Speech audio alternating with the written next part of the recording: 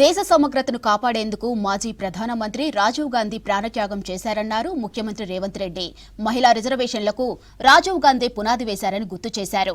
ఇవాళ రాజీవ్ గాంధీ జయంతి సందర్భంగా ఆయన విగ్రహానికి నివాళులర్పించారు సీఎం. హైదరాబాద్ సెక్రటేరియట్ ఎదురుగా ఉన్న రాజీవ్ గాంధీ విగ్రహానికి పూలమాలలు వేసి నివాళులర్పించారు. దేశంలో ఐటీ రంగం అభివృద్ధి చేసిన ఘనత రాజీవ్ గాంధీకే దక్కుతుందన్నారు సీఎం రేవంత్.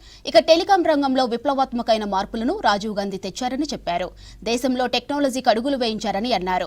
రాజీవ్ గాంధీ ఈ దేశ యువతకు స్ఫూర్తి అని చెప్పారు. గాంధీ ఈ దేశ యువతకు స్ఫూర్తి.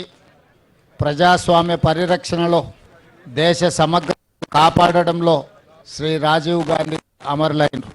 ఆనాడు మొట్టమొదట స్థానిక సంస్థల్లో మహిళా రిజర్వేషన్లకు పునాదులు వేసింది రాజీవ్ గాంధీ గారు. ఆ నాయకుడిని ఆదర్శంగా తీసుకొని తెలంగాణ రాష్ట్రంలో పరిపాలన కొనసాగిస్తున్నాము. వారి స్ఫూర్తితో సంక్షేమాన్ని, అభివృద్ధిని, అదేవిధంగా బలహీన వర్గాలకు 42% రిజర్వేషన్లను, అదేవిధంగా ఎస్సీ ఉపకులాలలో వర్గీకరణను, ఇలాంటి దీర్ఘకాలికమైన సామాజిక సమస్యలకు కూడా ఈరోజు మన ప్రభుత్వం పరిష్కారం చూపిస్తున్నది. హైదరాబాద్ నగరాన్ని ప్రపంచంతోనే పోటీ పడే విధంగా ఈరోజు ఫ్యూచర్ సిటీని నిర్మించుకోవడమే కాదు, మూసీ నది ప్రక్షాళనకు ఈరోజు శ్రీకారం చుడుతున్నాము. ఈ నగరాన్ని వారి స్ఫూర్తిగా అభివృద్ధి పదం వైపు నడిపిస్తాం. వారు మాకు ఆదర్శప్రాయుడైన నాయకుడు. దేశ యువత కూడా స్ఫూర్తిగా తీసుకోవాలి. వారిని స్ఫూర్తిగా తీసుకొని ఈనాడు శాసనసభకు పోటీ చెయ్యాలి ఎన్నికల్లో అంటే 25 సంవత్సరాలు నిండి ఉండాలి.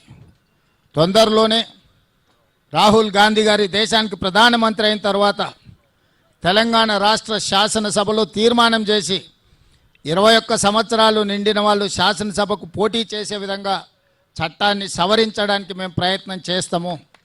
ఇవాళ 21 సంవత్సరాలు నిండిన చదువుకున్న వాళ్ళు ఐఏఎస్లు, ఐపీఎస్లుగా జిల్లాలను పరిపాలిస్తుంటే 21 సంవత్సరాలు నిండిన యువకులు శాసనసభలో ఉంటే ఈ దేశానికి ఎంతో మేలు జరుగుతుంది. ఈ దేశానికి యువ నాయకత్వాన్ని అందించాలి. ఒకనాడు ఓటు హక్కు 21 సంవత్సరాలు ఉన్నప్పుడు ఎన్నికల్లో పోటీ చేయడానికి 25 సంవత్సరాల నిబంధన పెట్టిండ్రు. మరి ఈరోజు రాజీవ్ గాంధీ గారు ఓటు హక్కును 18 సంవత్సరాలకే తగ్గించినప్పుడు, 18 సంవత్సరాలు ఓటేయడానికి హక్కు ఉన్నప్పుడు శాసనసభకు పోటీ చేయడానికి 21 సంవత్సరాలను నిర్ణయిస్తే యువ నాయకత్వాన్ని రాష్ట్రాలకు, దేశానికి అందించవచ్చు. పార్లమెంటులో 25 సంవత్సరాలు పోటీ నిబంధన ఉన్న శాసనసభలో 21 సంవత్సరాలకు తగ్గిస్తే తప్పకుండా యువతకు అవకాశాలు మెరుగవుతాయి. ఆ దిశగా తెలంగాణ రాష్ట్ర శాసనసభ తప్పకుండా ప్రయత్నం చేస్తుంది. ఈ కలలన్నీ సాకారం కావాలి అని అంటే ఈ దేశానికి రాహుల్ గాంధీ గారు ప్రధానమంత్రి కావాలి. అందుకే రాజీవ్ గాంధీ స్ఫూర్తిగా రాహుల్ గాంధీ గారి నాయకత్వంలో పనిచేయాలని మేమందరం ఈరోజు ప్రతిజ్ఞ తీసుకొని బయలుదేరుతున్నాం.